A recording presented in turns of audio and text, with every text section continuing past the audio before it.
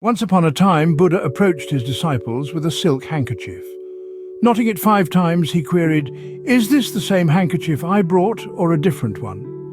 Sariputta, a disciple, insisted it was the same. Buddha challenged, "The original had no knots, this one has 5. How can they be the same?" Sariputta, understanding, replied, "It is the same handkerchief but now knotted like a suffering human." Buddha affirmed, "Exactly. What I want to show you is that a tormented person is essentially not different from Buddha.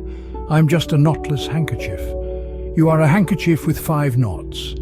These knots represent aggression, greed, deceit, unconsciousness, and egoism." Buddha then tried to untie the knots by pulling both ends. The knots tightened.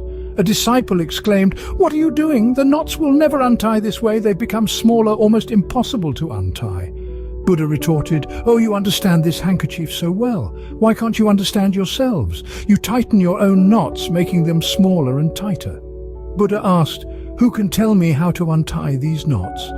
A disciple suggested, "First we need to look closely at how the knots were tied." He carefully untied the knots one by one. Buddha concluded, "Today's sermon is over. Go and meditate."